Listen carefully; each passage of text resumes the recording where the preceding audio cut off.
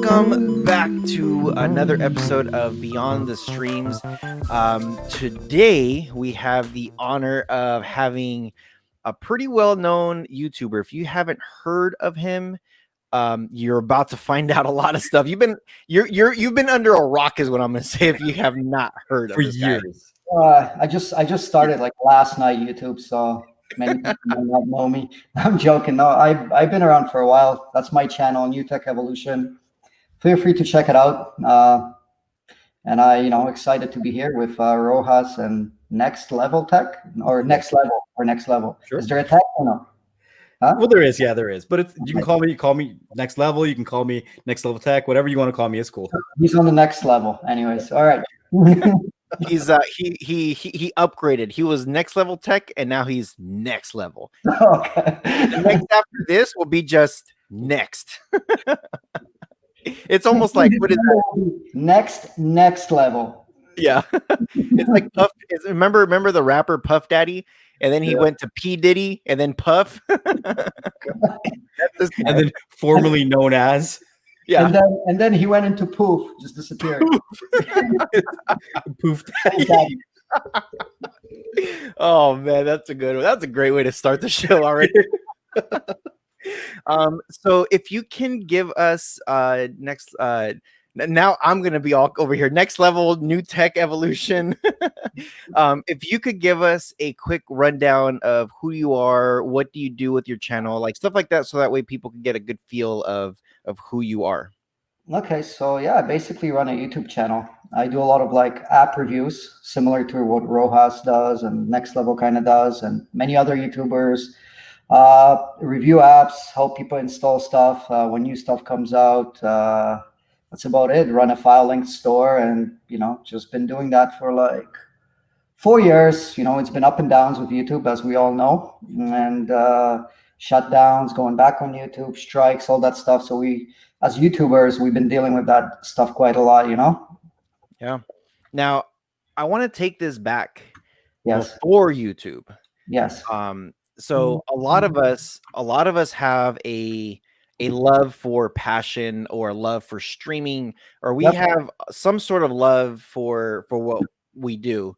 So before YouTube, what gave you or what did you like to do when it came to tech that slowly eventually led you to either a Fire Stick or streaming or YouTube?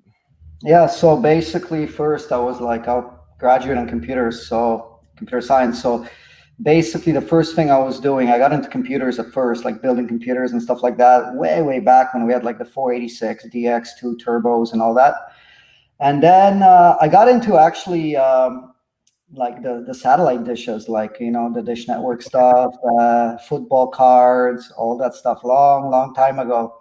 And was into that for a while until that whole thing went down. So I was always into streaming, right? Like I was always like, I think going way back, I used to have like a decoder where you put like, where to get HBO in an actual satellite dish, you would need like a huge module that was the size of like a laptop basically, and you slide that module in, and then they would activate your servers just to like watch HBO. So that's kind of how far like I kind of go back. And I remember that was like $800 here in Canada. It was like a big module. You slide into your receiver, hook it up to your dish satellite, and then you can pay.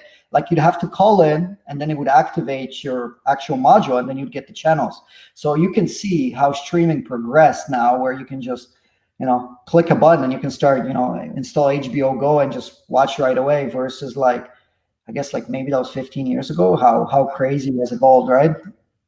Now, roughly, when you were doing that, what year roughly was that in? I don't know. My memory's so bad. I don't even remember, man. It was back in the satellite days. I don't know. Do you remember the football cards, the satellite days? Well, you're saying about 15 years ago, so probably like 90s, 2005, 2006. Probably, yeah. So I remember something similar here in the States. So for people who don't know, Next Level and Newtech are both in Canada, and I'm in the States. The way we do it in the States back in the 90s was we had this thing called a black box. Okay. And so, you had your cable box for your, to watch all your cable channels. and there was a door-to-door salesman. He would came to your door and said, "Hey, do you want to watch HBO and pay-per-view? And do you want to watch everything? It's going to cost about $1,000 for this box, and it unlocks everything." So, of course, my parents back then were Was just that like, legit? Was that legit, or was this guy like bypassing something? yeah, bypassing. Oh.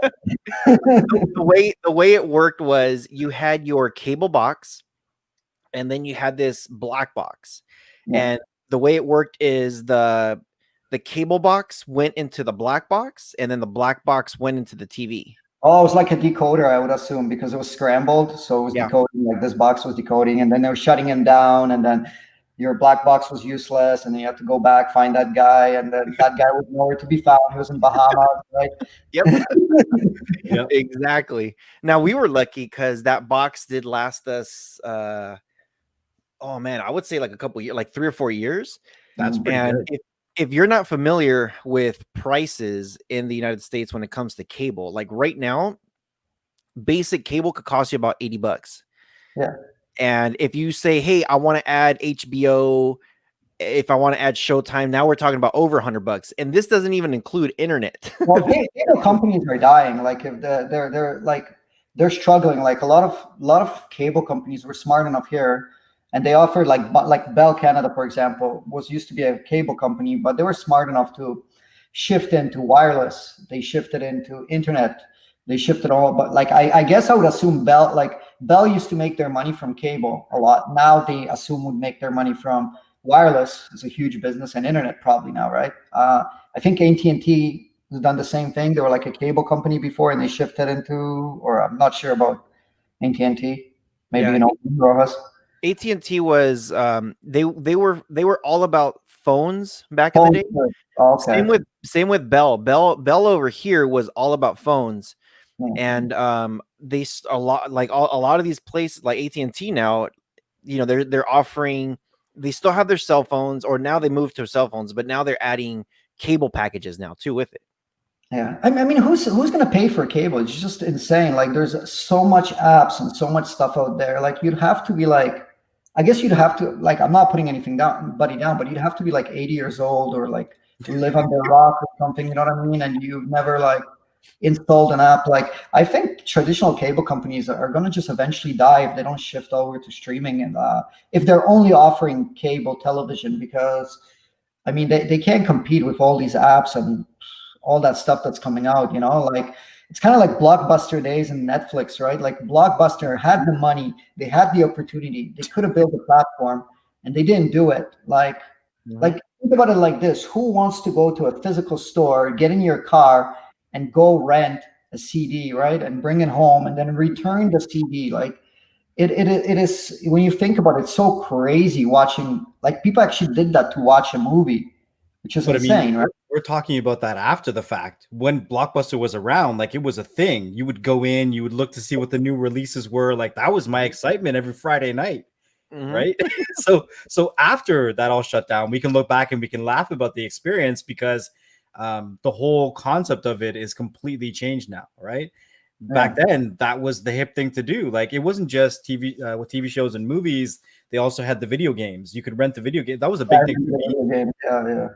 Yeah. And then people copying the movies after they go to Blockbuster and copying them, and I think they've done it to the games after, when they cracked the PSs, they're copying the games. Yeah. Then they had the experimental here thing, the red box. I think it was like a box in front of a store, and then that kind of died out too. Like, and Netflix just knew all along. They were like, nah, man, it's got to be all online. Internet speeds are getting faster. It's got to be all online. Screw all that. But I think Netflix started off by mailing CDs. No, they still do today. They still do. They still mail CDs. Yeah. 5 customers. The oldest people in America, like the 120-year-old 5 guys left. It's funny how you bring up Blockbuster, because not a lot of people know who Blockbuster is or what Blockbuster is. So anybody listening to us that is outside of our region, Blockbuster was a store back in the day that you would go in and rent your movies, your TV shows, your video games. They even had VHSs. They had a lot of stuff to go rent out. And back in the day, it was the thing to go do. I think when Netflix came about and said, "Hey, you could rent these DVDs instead of going over there, we'll just ship them to you." And then Redbox is like, "Well, we could put all these things all over the stores." And it's Blockbuster tried to do the Netflix thing also. Oh, They they did. tried to do the shipping, like we'll ship you the disc. And they also had the little kiosks where you could go to the store and rent a DVD. So it's very interesting how, like you said, Blockbuster had all the money in the world to become so much bigger than Netflix, and they were ignorant. They let it go. They just let it slip, you know. They didn't pivot. They didn't change, and that's kind of I think what's going to happen with like vehicles next. I think that's like the next shift is like I do a little bit of investing, so like I'm in love with Tesla. As you can see, there's 2 Teslas behind me. And I'm an investor in Tesla for many years before, like, where everybody was saying electric vehicles will never make it, right? Yeah.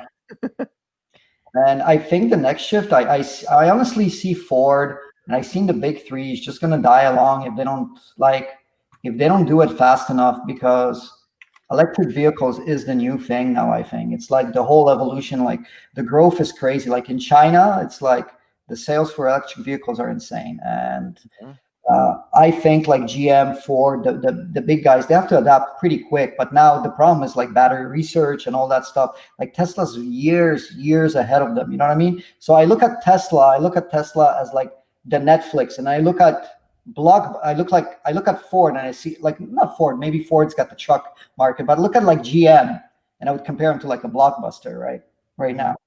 So while we were talking, I actually pulled up some quick stats. Since 1998, Netflix has mailed over 5 billion DVDs and Blu-rays, and they're still doing it today. 5 billion of them. And the way their platform works, they actually own a website called dvd.com, and you go there and it's $7.99 and you get unlimited rentals. I'm subscribing right now, man. I need that DVD now.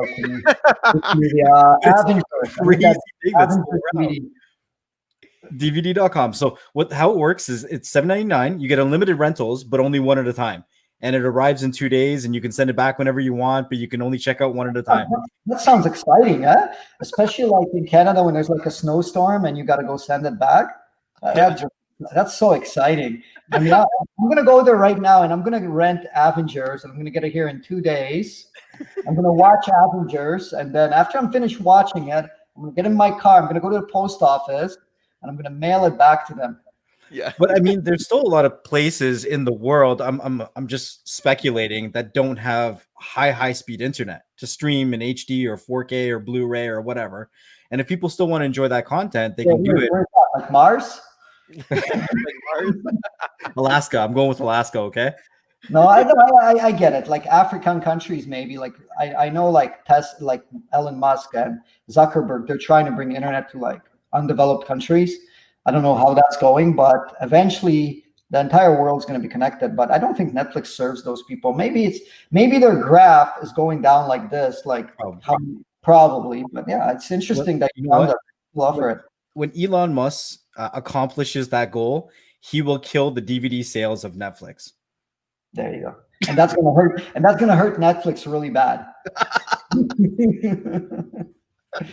I think Netflix go to $1,000 for anybody that like invests. I know nxtlvltech. Do you do any investing, Rohas, or no? A little bit, yeah.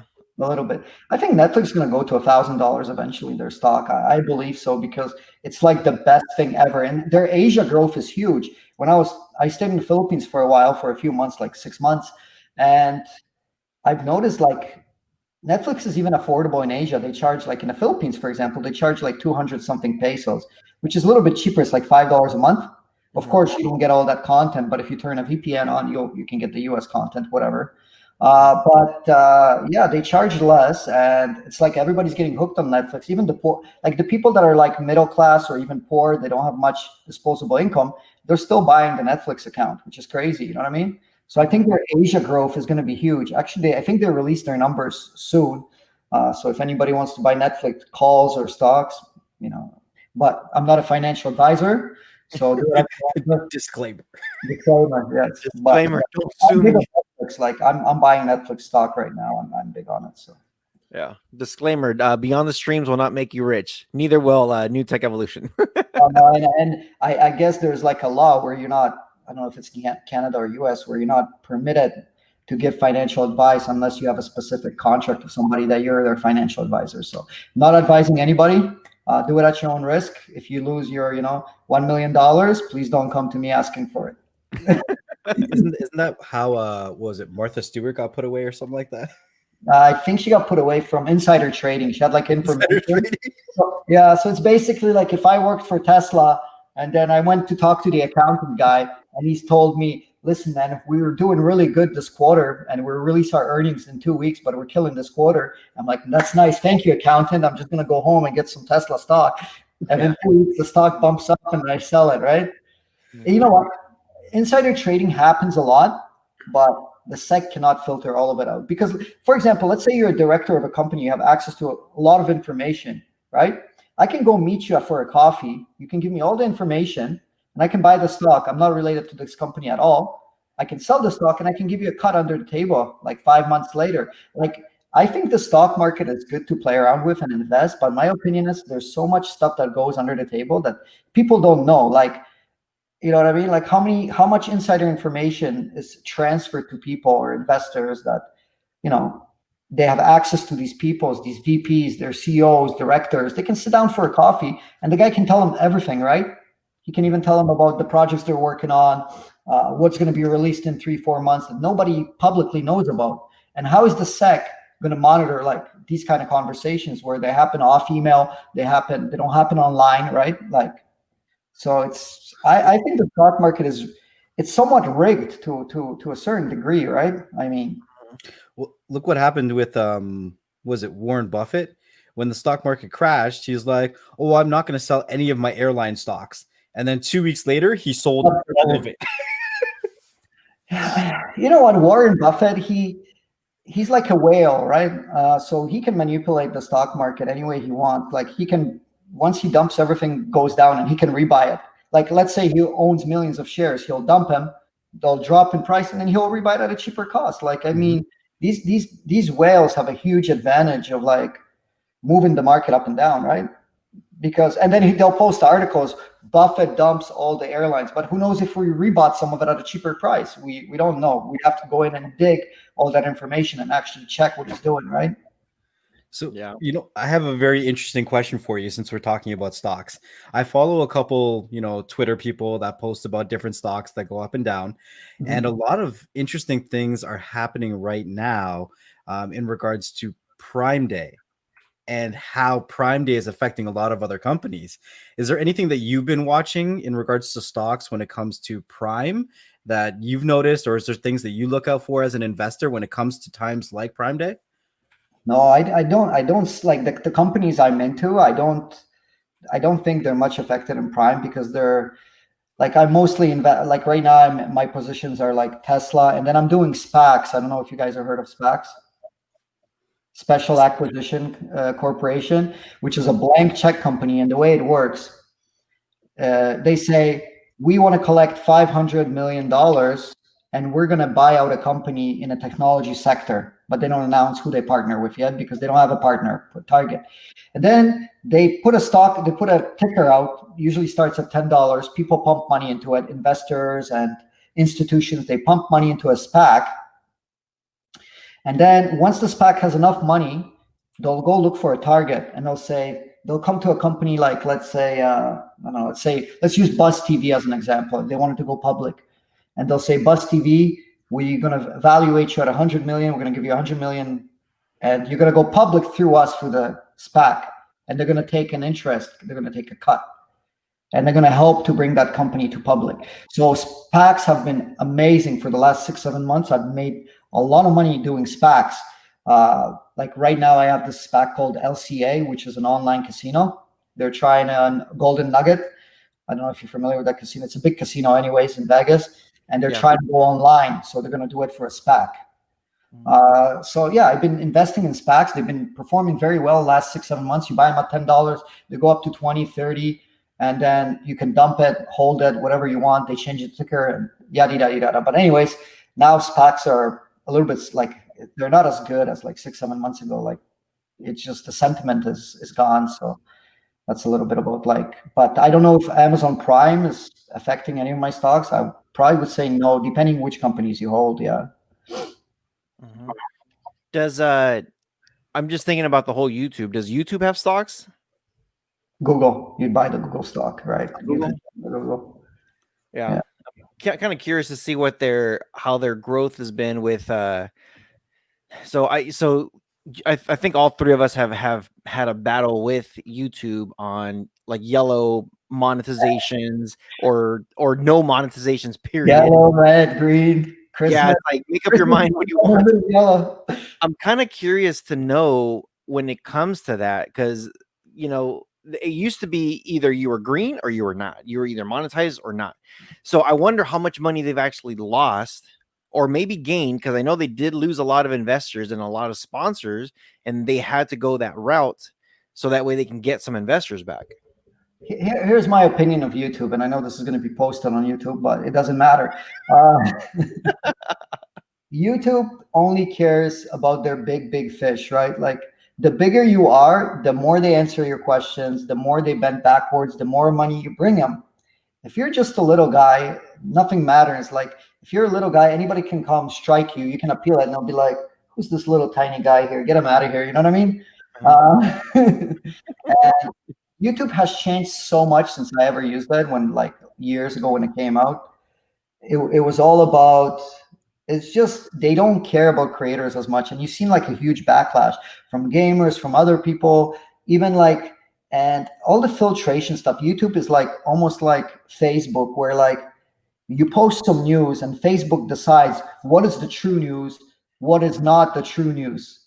YouTube decides what is a video that's for a certain audience and what is a video that's not for a certain audience, which is not an organic platform anymore, which has interest now, which has people that go to YouTube and say, show this political content, but don't show like this whole Democratic and Republican stuff. Like I don't care about American politics, right? But YouTube's going to push videos to me that are influenced by something. This is why I feel so sorry for America right now. It's like America's such a great country. It's an amazing place. I go to the States a lot. I love being in America. The people are awesome. But like you guys are doomed with this whole government thing. And I'm not Biden here. I'm not Trump. I'm not anyone. I'm not anyone. Huh? You guys. I'm pointing at rohas. No, just like because of rohas, since he's an American, right? Like you guys are doomed with your politics. It's like I can't believe how American people are getting tricked every election to select these candidates that are being presented to you guys that absolutely do nothing good for your country. You know what I mean? That's how I feel. I mean, that's my take on it. If you want to talk about politics. Yeah, it's true. We could bring up politics a little bit later for sure. Yeah, it's gonna be like 2 hours. But it's funny how you say with YouTube that they push like that agenda, like, and you know, right now I just went to YouTube's homepage, and oh man, right on one side of YouTube it shows Biden. It says must watch the scientists about social distancing and wearing masks, and it shows a picture of Joe Biden. Right next to that is a huge banner that says text to vote paid by Donald J. Trump, your president. it's like right next to each other, and I'm just like, what? Like, okay. Like, what am I doing here? I don't know what to do now. I mean, if you want a fair democratic election, like there should, like before the election, YouTube should like disable all political content and let people actually decide, go to the poll and just, but then that's not really democracy. I mean, it's like a chicken or the egg scenario. It's like, I think the US election is always kind of like manipulated in some sort of ways. And there's a lot of voters that they're busy with their life, their work, and they see a couple of messages and they're like, yep, that's what I'm going to go vote for, right? But they don't know the whole deal. Canada's not the best place too. We got Trudeau here. He's been like investigated and blah, blah, blah. I mean, I mean, every country and every politician and stuff like that, they all have their own thing that they bring with it. Yeah. It's like so many people are just told, oh, always vote this party no matter who's running for it. Well, it happened to me. I went to vote, and I seen this like 70-year-old lady coming out, and this is like a real story. And she was outside the voting booth, and I just decided to ask her. I said, "Hey, who did you vote for?" And she said, "I voted for Red, which is Liberals here in Canada." And I said, "Why did you vote for Red?" And she said, "I've been voting Red for the past 20 years, and I select the red color. That's it." That's really how it is here. It's either red or blue, elephant or donkey. Who's smarter, the elephant or the donkey? Yeah, exactly. Are you a jackass or are you a fat ass? Anyways, that's a little bit about getting back to YouTube. Let's not go off on politics, but yeah, I think it's not organic. It's not much organic anymore. I've noticed that it's losing that organic touch or feel that I feel that content is being like suggested in weird ways. Now they added this feature where you're like, does this video pertain to your interest or something like that? Hit yes or no. And now the system can be skewed because now people will make bots that downvote videos. They drop good content down. We actually had that happen to us. There you Somebody go. paid for a bot to give us dislikes on one of our videos that we did. So we had a live show on. It was on my channel first, and it was like right off the bat. We had it started off with 20 people watching, and then we had, I think it was like 20. It was like 20 thumbs up, and then like 1 thumbs down. And then we had about 40, 50 people watching, and then we had about 30 thumbs up, and then 50 thumbs down. The numbers were not matching at all. And then we had it was this happened within like maybe within 5 minutes, like as more people were coming in. So then I think right at the peak of it, we had about, I don't know, it must have been like anywhere from like it was like 100 and some people watching. We had 100 thumbs down and about 120 thumbs up. That's crazy. Yeah, someone used a bot or something. Like right now, I'm seeing a lot of spam on my YouTube. Like these profile with like ladies with like humongous boobs, and they're just commenting on my video. I'm like, I just posted this. Wow, 20 comments. I'm so excited to open it up. It's like 5 seconds. And I see all these chicks with like humongous melons, just like, you know? It was like, hey, I love you. There was one comment. I had to take a screenshot of this because so I'm working on a video that a lot of people, very few people know about. So I see that you have your join membership next to your subscribe button. So I have the same thing. And Nexo has the same thing. It's cool because you could connect in a different way. They get behind the scenes. You can do a lot of cool stuff with it. Okay. So one of the videos that I'm working on is a rohas trolling the trolls. Okay.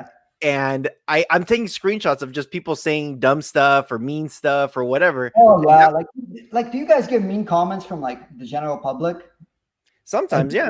Yeah, sometimes I do too, man. I've noticed it's like it increased like crazy.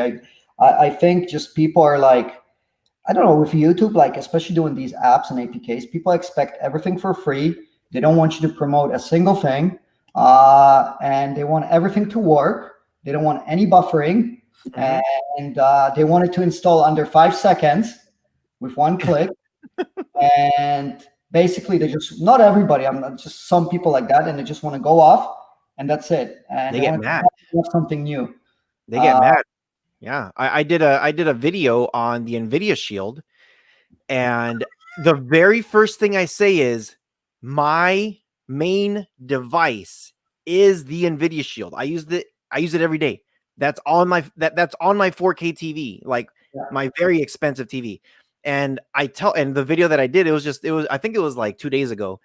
I did a video on, I looked into the chipset of the 2019 Nvidia Shield, and it's the exact same chipset of the 2017. Okay. They didn't, and the box, if you look at the box, this is what you call false advertisement to the max level. The box says that the chip is Tegra X1 Plus.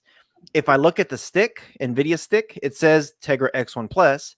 If I look at the 2019 Shield, it has the exact same specs as the But 27. wait a minute, because the original Shield, I think they first came out with one version, which was a slower processor, and then they updated in 2019 because the Shield has been out, I think, I believe 2017. So they did have the first version, then they went to the newer chipset in 2019. This is the third version now. The first one was in 20.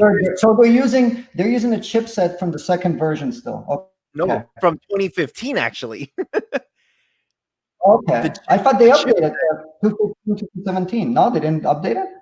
They put so when I got on a phone call with them and I asked them what happened, why does this not say the Tegra X1 Plus?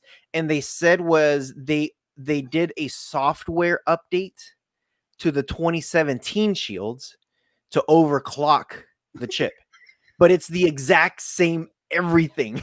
Oh, so the chip had capabilities, and they just basically overclocked it. Yeah. And everything that didn't sell and then put it into a 2019 box. Exactly. And the people that have done they've done Antutu benchmarks, and they've checked like everything to see what's the difference between 17 and 19. Yeah. And even though the 19 is overclocked, the 17 outperforms it by a good amount. So it's like this overclock did nothing to it. Well, you know what? Nvidia Shield doesn't care. Like they can. It was funny because I think Nvidia Shield did a commercial. Like they always tend to mess up, especially their Shield division, because Nvidia is a huge company, right? Where they showed an actual video of the Nvidia Shield. I don't know if they took it down. It was like back in 2015 or 16, where they actually showed Cody and they showed Exodus in the actual video that Cody was running on the Shield, and you see the Exodus in the background. It was like one of their images as well that they used it for like marketing purposes. Wow. That was the funniest thing ever. Like they're just like Exodus in the background, you know, and just using the Shield. And I'm gonna have to try to find that. It was an official video. I don't know if you can go back, but you're on it next level. You got to look for that. So one of my comments that I got was like, "Oh, we know you hate the Shield," and then somebody says, "Is this guy's a goof? He doesn't like the Shield." Like I had several comments that were just like, "This guy has no idea about the Shield. He doesn't even own one. He doesn't use one." I'm like, you know what it is? It's like kind of a sheep mentality. It's like people will blindly follow anything. Like right now, I could tell you some lie about me, and then people say, "Yeah, that's true," right? Yep. A lot of that you have to kind of verify. Because people can say anything and big companies can say anything, and big companies can get away with it. Like, what are you going to do? Sue Apple because they misprinted something on the box? Good luck, rohas, right? Like, go get a lawyer and go sue Apple, right?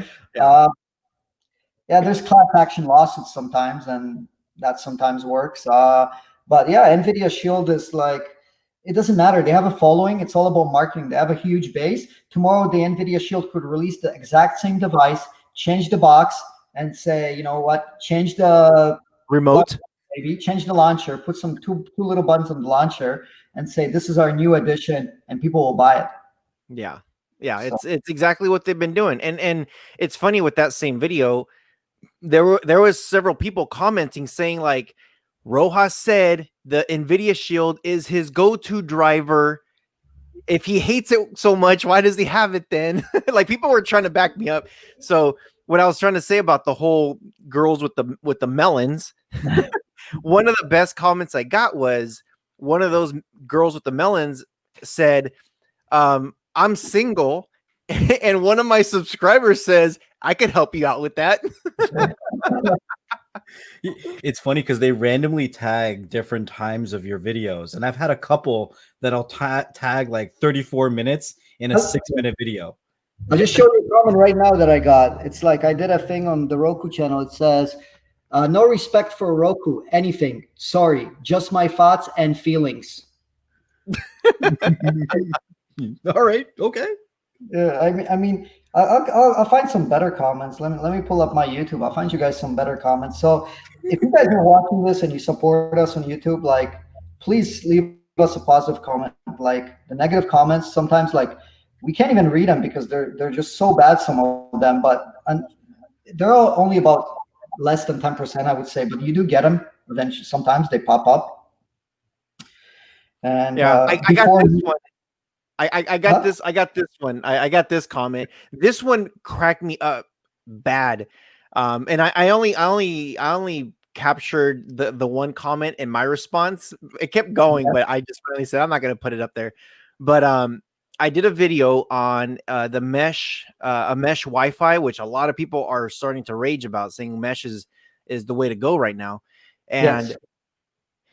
here's this comment here that says, "How much did they pay you?" And I said 1 billion pesos. How much did you get?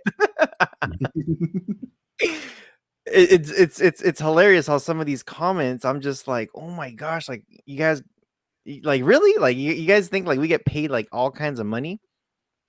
So, but Newtech, Yeah. how long ago did you start your channel? I think you said earlier about 4 years ago. Four I thought years it was ago. longer than that. Maybe longer, maybe 5 or 6. Like at first I wasn't really popular. I was just doing it for fun. Like I started doing Cody videos just for fun, and at first I wasn't making any money, and I just enjoyed it. You know, everything you got to start for fun, and then of course I monetized it, and I started making money from some affiliates and stuff like that. Right now I don't make much from YouTube because they basically demonetized all my videos. So I try to do a little bit of affiliates. Right. Uh, I mean, you do make some money, but it's not like you So, basically. If I counted on YouTube money, put it this way, with 500,000 subscribers and the videos that I put out, I would have to probably live in a tent and like eat ramen noodles and Ramen's good. I like ramen. yeah, and the little sachets for like 40 cents that are in the store, and yeah, and shower in the river, right, with YouTube money. so how did you, I guess, start to get the knowledge to do the research and then get into making the videos for everybody? Like, were there YouTubers that you were following that were Of putting out course, similar of course, content? like Hasham was like a big inspiration first.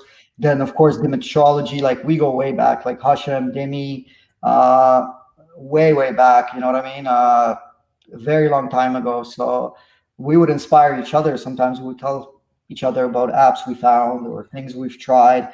And it's all public information. It's all on the web. I followed sites before like Cody Tips. Of course, it's not all my knowledge. Some of it would be my own knowledge. And then once I've noticed I got a lot bigger, like once I surpassed like 200,000, 300,000 subscribers, and that was before, that was like 2 years ago, 3 years ago, developers started coming to me.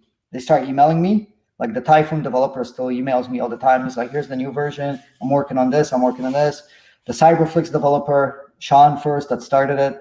I was in contact with him when he was developing Cyberflix. I was helping him promote it, blah, blah, blah. But developers were coming to me, right? The Terrarium developer came to me. Like he emailed me, Peter Chan, right? He emailed me and he's like, can you promote it? Because nobody knew about Terrarium, right? Soloman was like me and Soloman released a video on Terrarium like one day apart. We're the first ones to kind of know about it, right? But now I've noticed developers don't kind of come to me anymore, and they don't come to people like us anymore. The stigma kind of has turned. They don't kind of, maybe some of them don't like us. And I've noticed something huge happening as well, where the developers are like, they don't want to rely on the ads anymore because of the ad-free version, the modify versions, the whatever, the DNS changers and the stuff to block ads. I notice the developers they're like, there's a lot of money here to be made. And they're like, let's do a subscription like TV Zion or Zion TV, where he was doing that subscription thing. Now, another APK watched, which blew up. This APK watched was so good. It blew up. It was like the next level thing. It was taking the APK streaming APKs to the next level. It's so good. And they made a 30-minute limit, and now you have to buy a subscription for it, right? And now some people are talking about already cracking it on Reddit. I've seen a thing going on. Yeah, so like now the developers are trying to make money off of it, right? A lot of them started for free. Like I'm in contact with the FileLink developer, but like he developed FileLink. There was no pop-ups. There was nothing in there. But now he's pushing some pop-ups. And I understand, like he wants to earn some income from that as well. Just like he doesn't want to give something away for free. And I think that's where it's shifting. Even with us YouTubers, we're trying to make some money to survive as well. We don't want to review all this stuff and absolutely get paid no money. But first it was like a hobby for all of us, but now I think a lot of us, including me, I mean, we're trying to monetize it on it a bit, right? I mean, to be quite honest and frank, even developers, they're trying to get a cut of some kind of income from this. Like, there's no more crazy developers that just put out an app absolutely for free and they say go ahead and use it, right?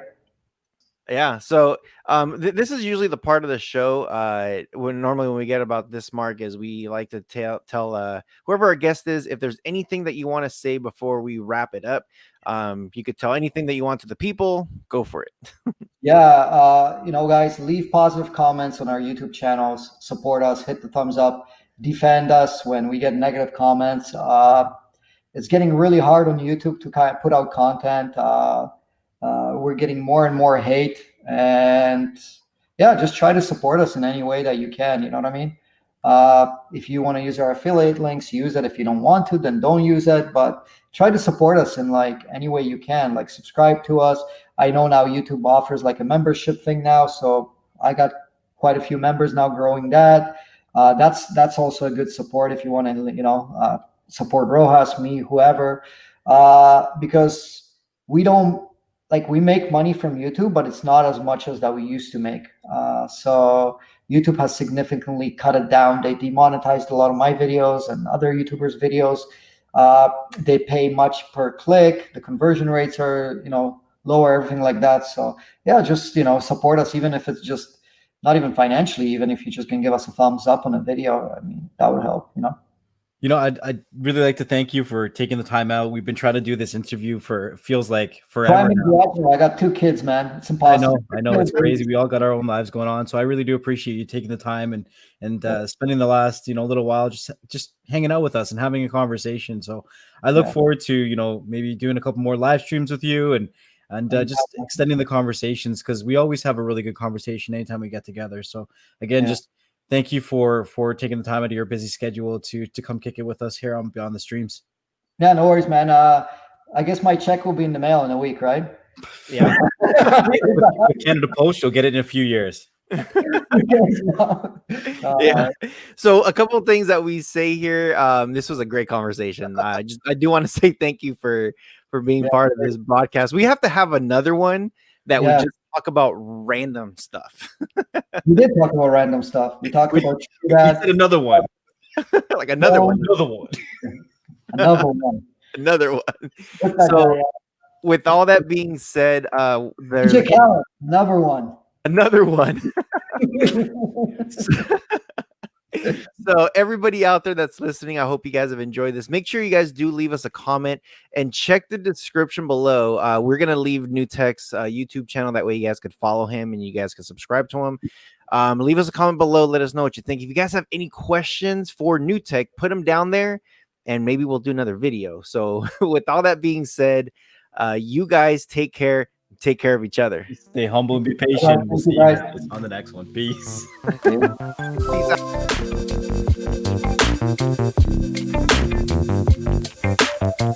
out.